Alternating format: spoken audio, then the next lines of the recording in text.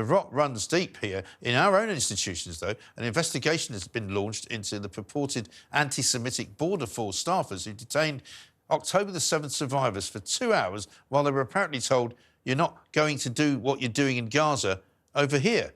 Have another look at what they did. Checks we need to conduct, okay? Nobody's saying that. Nobody has said that once. So knock the attitude off. We've made the decision and you're coming in. So just let us do the checks we need to do and keep quiet. Look at me.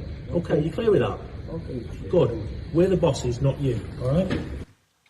I mean, I've seen some pretty poor behaviour by some border force people and police and all the rest of it, but I don't think I've ever seen anything quite as bad as that. Emma Woolf's back again. Emma, extraordinary piece of footage, that, isn't it? Because really shameful. You can't believe, one, that they would talk to anybody like that, but when you find out who it is they're talking to like that and possibly why, it makes it even more 100 times worse. So these two brothers survived the October 7th atrocities. Right. As you say, they helped people. They were described as heroes. They were described as heroes. They helped people. They saved lives at the Nova Music Festival. Yes. And they're being talked to by the police. And you know what's really shameful? They were invited here by the Jewish Representative Council in Manchester. Yeah.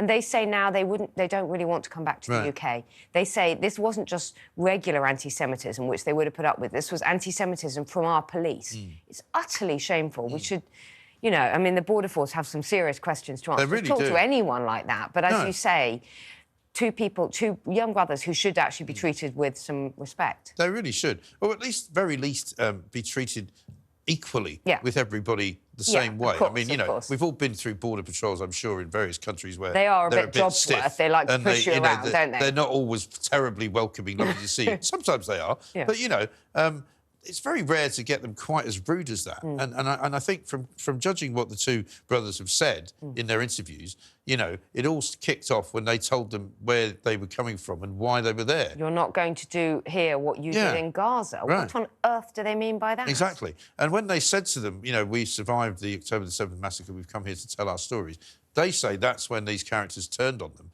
and started to become... And if you're letting them in, as he said, well, we're letting you in anyway, so you just have to let us do our checks. Well, I've never heard of that. You've let people in, you stamp their passport, you let them in. You don't then go, I'm going to put you in a room for 2 hours and keep you waiting and ask you all sorts of ridiculous questions about what you're going to do. No, exactly. And as I say, they were invited here by the Jewish Representative Council to talk about their experiences. Yeah.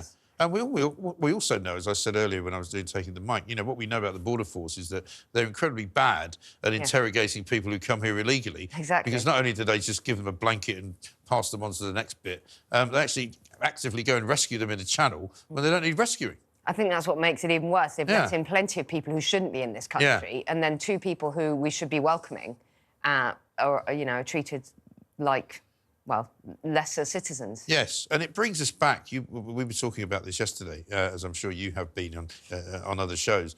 You know, this report by Sarah Khan, Dame Sarah Khan, about extremism and, you know, how the need is in this country now to kind of stop all of this hatred that seems to be going on. But I wonder if it hasn't gone too far already. Yeah, but I think the problem is once we start inventing all these non-crime hate crimes and everybody too terrified to say anything, I mean, you barely dare open your mouth for fear of offending one person. Everything's become so polarised. I hate discussing, for example, transgender issues. Because you know you're just going to get... It's not worth it, is it? You know, vitriolic abuse. Not just people agreeing to disagree or having an open debate. There's no nuance. Everything has to be black or white. You're either left or right. You're either rabidly extremist this or you're a Corbynite. It's just... But surely so what we should be able to agree on, though, is if you work for the public sector or if you work for, you know, a front-facing department of government, you must be completely neutral. I don't care what you do in your private life. You can go home and slaughter a dozen goats if you want every night, you know, but when you turn up at Manchester Airport, you must treat everybody equally and fairly. You should, exactly, especially if you're border force, you're the police, you know, exactly. And this is... And I would say you're in the Home Office as well. I mean, because the other thing we know about the Border Force, as I said, is that their union took part in a lawsuit, sued the government because they didn't agree with their policy in Rwanda. Yeah, but I think this is really alarming when you start, when they become that partisan, when their job is literally to assess everybody on their entry requirements, on, you know, checking their passports, checking whether they have a right to be in this country or not. Well, as we know, the Home Office is simply not fit for purpose. No, it really isn't. I mean, are they incompetent or are they just... Is it worse than that? I think it's a mixture of the two things. Yeah, I mean, again, to go back to the gender Recognition Act and all of that sort of, what they call critical gender stuff or gender critical views. There's that woman that we highlighted last week, a lawyer, I think, who's being sued by somebody who works with the Department of Environment, Fisheries and Agriculture on the grounds that she said only women can have periods. And you're kind of going, and she said that there's a whole sort of, phalanx of people, a very small number inside DEFRA, who are trying to change policy, influence ministers and sort of push their agenda onto the civil service. It's extraordinary. It is absolute madness, and it just feels Orwellian. Yeah. When people are being told that what they can see and what they know and what the fact that women have babies, no, that's not true. You've got to talk about chest feeding and people who are giving birth and all this stuff. I know. I mean, it makes a mockery of... just makes a mockery of political correctness, really. It does. And as you say, you tend to then avoid certain subjects. And it's only certain subjects that you avoid because they happen to be the loudest complainers, And the most violent. And it's OK, apparently, to speak to people from Israel like that. Yeah. But it wouldn't be OK, I bet, if it was the other way around. If they were from Palestine they wouldn't or they were from Gaza, nobody would talk to them like that. And that's the problem. And the irony is that the most abuse that you get and the most hatred is always from the left. And then they have their hashtag Be Kind. They have their Be Kind hashtag. They do. Just Stop Hate is another one that often attack me on Twitter. And I often think, wow, it's very, very hateful. Just Stop Hate. And yet you never get that. You never get that from people who have, sort of centre-right views. But no, it's really ridiculous. Let's just go back to... We have all this fun ahead of us with the next parliament, with the next government. We do. Yeah, I don't think it's going to get any better. No. But, we shall continue to fight the good fight. Let me just take you back to the situation with Israel at the moment, because we have Donald Trump saying that, they need to start, thinking about the effect that what they're doing in Israel and in Gaza is having on sort of world opinion, if you like. Yeah. Also, Britain, I have to say, I'm a bit disappointed that they sort of rolled over and went for this ceasefire, which people in this country have said that they don't want, but that they've now said that they want a ceasefire, unconditional ceasefire, no release of hostages. America refuses to veto it, so Netanyahu, in my view, quite rightly, is not happy about it.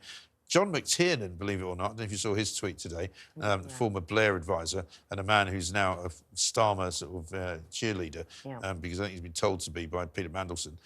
He says, basically, Labour Party policy has changed world opinion at the United Nations. That's what they're going around saying. And people, even in the Labour Party, going, hang on a minute, even Keir Starmer didn't want an unconditional ceasefire a few months ago. Yeah. Well, I think the further this is the risk. The further we get away from October the 7th, the further, to me, it feels as though the further that shock kind of recedes, and what we're seeing every day is the atrocities going on in Gaza, which we can all agree are terrible. Well, you say we see them every day, but I'm not sure we do. I mean, my problem with all of this is that, we really only have Hamas figures to go back on. We were told 2 weeks ago that there was a famine worse than any famine that anybody had ever seen happening. There isn't a famine. And every time they warn of a famine, there isn't one. And there may well be footage of children who look as if they're hungry, but there's also footage of aid packages being sold in open markets in other parts of Gaza. I think there's no doubt that Hamas are responsible for all of this suffering, but I do think that conditions there are pretty appalling. I'm sure they are appalling, but what I'm saying is that it's not helped by the fact that so much of what is reported from inside Gaza by Hamas-controlled journalists is utterly nonsensical. Yeah. And unfortunately, people like the UN fall for it every single time. I know, and you're right. And Netanyahu is looking increasingly isolated, and I don't know what the solution is. It's just going to carry on. I mean, I don't think Israel... I mean, interesting, they're talking to Bill Browder there, talking about, a ceasefire. I said, well, it's interesting the UN's not interested in the ceasefire in Ukraine, but they're very interested in the ceasefire. And he said, oh, well, Putin doesn't want a ceasefire. Well, neither does Hamas. Yeah, exactly. Where's the equivalency? There isn't any. Exactly. If Hamas were at the table... The UN, to me, is a busted flush. It's a corrupt body, and it does no use to anywhere in the world that it's ever been involved with. Deeply corrupt. Dreadful, absolutely dreadful. Emma, thank you very much indeed.